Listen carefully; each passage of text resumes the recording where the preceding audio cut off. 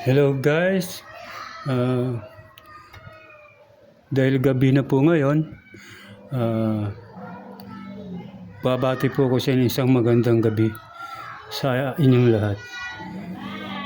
Ah, ito po pala yung inyong lingkod, ang Eli Lagardes Tutorial Vlog. Meron po akong ibabahagi sa inyo na isang tutorial tungkol po dito sa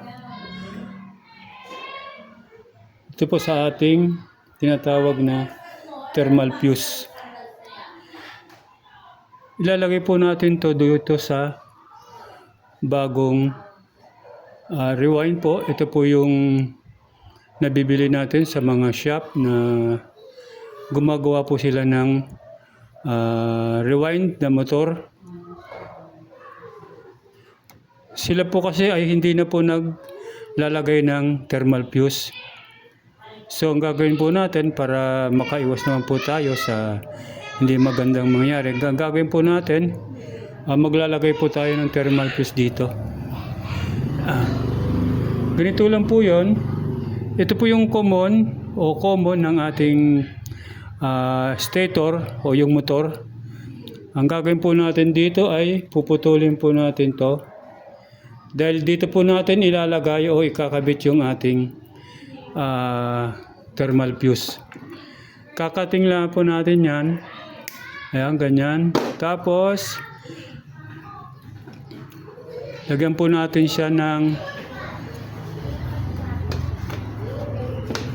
balatan po natin yung kanyang wire.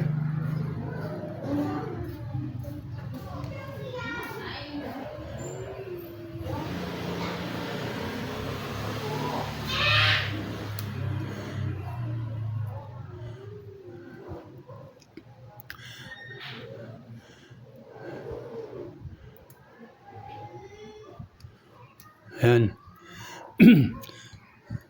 Pagkabalat po natin itong isa, ito naman pong isa.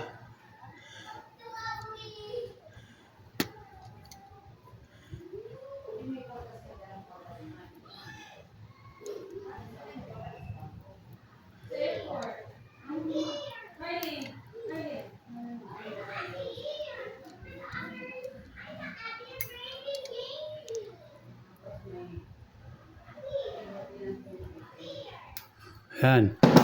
Ngayon guys, ang gagawin natin, ilalagay natin tong thermal fuse dito. Pasensya na kayo guys, gabi na kasi ngayon. Ngayon lang kasi ako nakabili ng nitong motor na kakabit ko rito sa ano. Yung dati po kasi nitong motor ay may marami pong putol yung kanyang windings o yung kanyang wire. Kaya sinabi ko po dun sa may-ari na bumili na lang po tayo ng bago. So, sinabi ko rin sa kanya na ang bago po na motor ay wala pong fuse. Kaya ang gagawin po natin, lalagyan na lang po natin siya nitong thermal fuse. Okay? Ayan. Ngayon guys, ayan. Naikabit na natin dito sa wire ng ating common, yung ating thermal fuse. Ngayon naman, ang gagawin natin ay hihinang natin siya para kumapit ng maigi, tapos para maganda yung kanyang kontakan. Hihinang natin siya.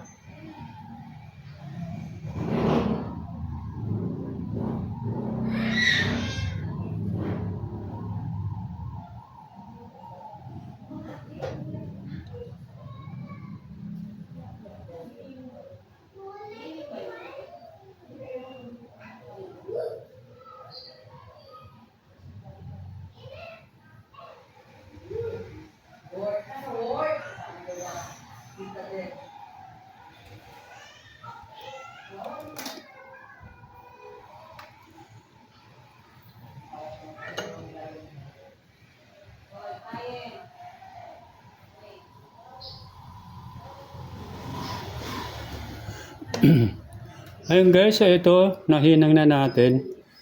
Ayan. Tsaka itong kanyang isa. Gagawin lang natin ay puputulin natin itong sobra para hindi siya makasagabal.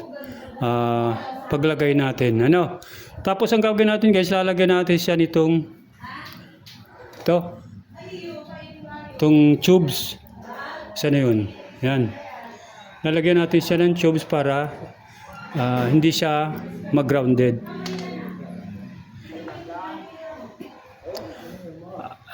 Ito nga pala guys, itong kanyang thermal fuse. Ayan, asan na yun? Ito, dapat ito guys naka-touch dito sa ating tinatawag na windings, itong wire. Yan eh. Didikit natin siya na maigi. Tapos, pag naidikit natin, tatalian na natin siya ng tie wire. Pagkatapos natin maputol to, at lalagyan natin ng tubes. Putulin lang natin itong sobra, no?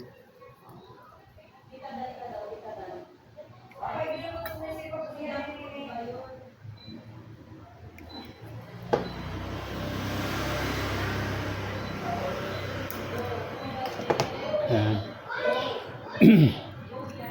Ngayon guys, lagyan na natin siya ng tubes.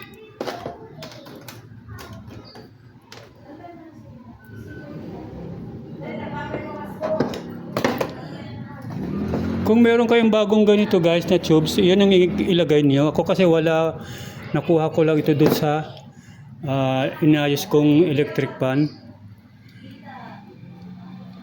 Pero okay pa naman siya.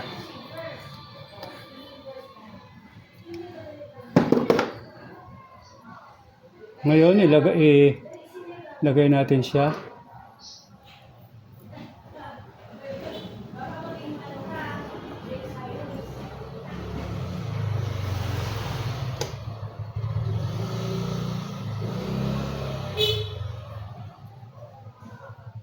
Yun. Para hindi magkasya.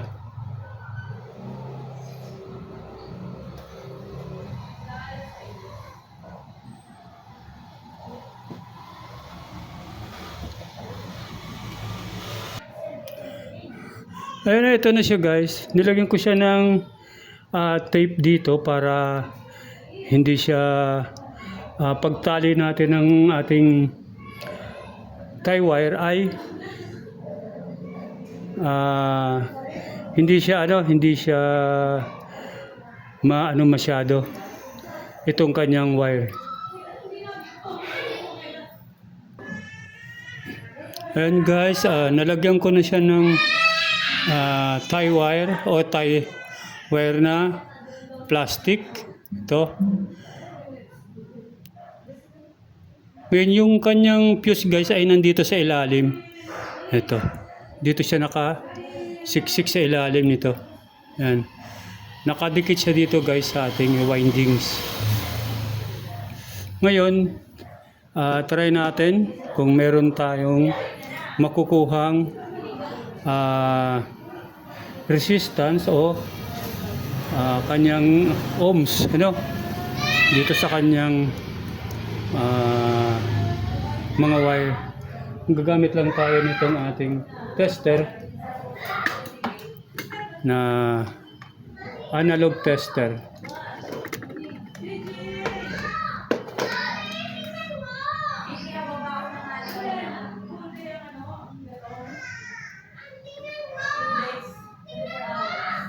Yan. Lagay lang natin siya sa times 10. Ngayon, itetest natin to. Ito yung common guys ng ating motor o yung ating windings. Yan. Ilagay lang natin itong isang, maski alin dito, maski yung kulay pula, pwede naman. Or itong ating black. Kasi continuity lang naman yung kukunin natin dito. Ayan. Ilagay mo lang sa isang, itong kulay green, ito yung common. Ngayon, test natin itong ating kung papalo yung ating, kung may makukuha tayong resistance. Ano? Ito yung number 1. Ayan. Nakita nyo guys, pumalo siya dito. Tapos itong kulay black, ayan, pumalo rin siya. Then, itong kulay red. Ayan. Ayan, pumalo din. Itong red, tapos itong black, ito yung, ang black, ito guys yung number 2, speed number 2. Then itong white, ito yung speed number 1. At yung ating speed 3 ay itong kulay red. So guys, okay naman yung pagkakalagay natin ng thermal fuse. So, ang gagawin natin ay bubuuhin na natin tong electric fan. Lalagay na natin siya dito sa ating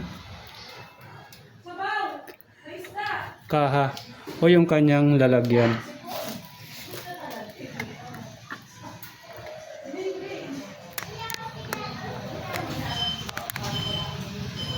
Ito guys yung kanyang ito yung sa front at ito naman yung sa likod. Ito yung sa likod. No, gagawin lang natin, lagyan lang natin siya ng oil.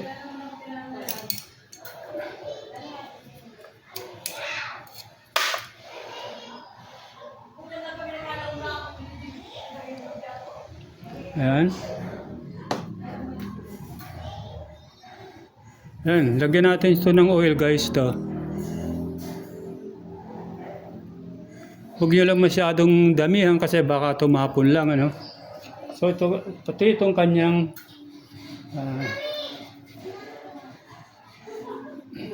ito, lagyan din natin siya ng oil yan.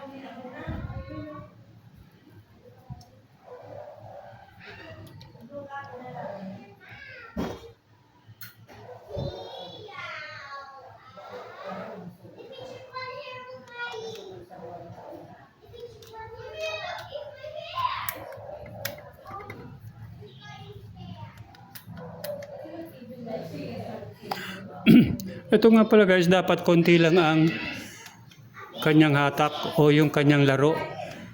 Masyado kasi maglalagay tayo ng washer o yung kanyang natawag na tawag nito. Parang yung washer, lalagyan natin siya kasi masyadong mahaba yung laro niya. Ayan.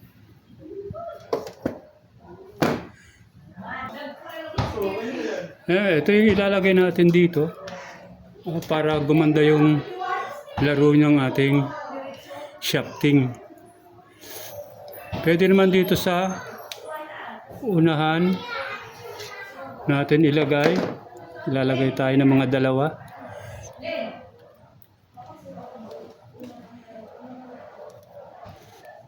Yan.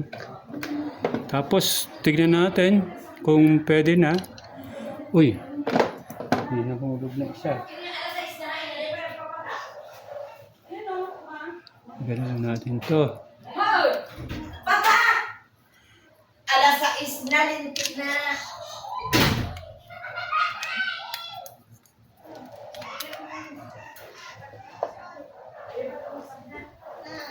Ayan guys, okay na. Maganda na yung laro niya. Hindi na siya masyadong mahaba yung kanyang laro. Okay na to. Gagawin natin, lalagyan natin siya ng tornilyo.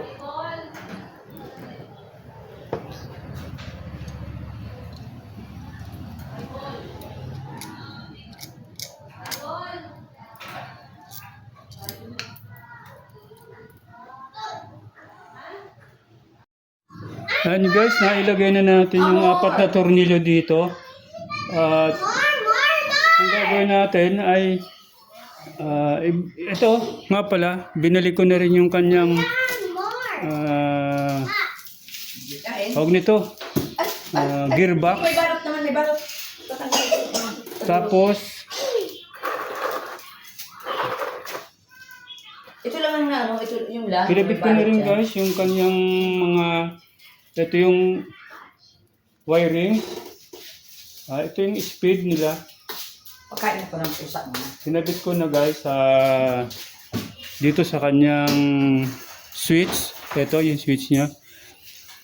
Ngayon itetest natin siya guys kung okay na yung kanyang ikot. Gagawin lang natin, lagyan natin to ng papel para makita natin kung umiikot na siya. No?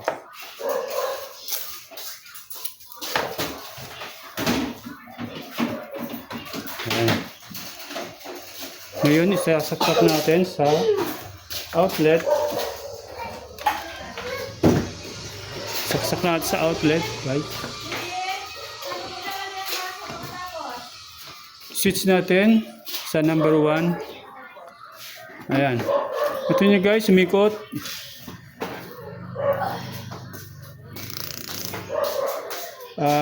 Speed 1 yan. Speed 2. Saka speed 3. Wow.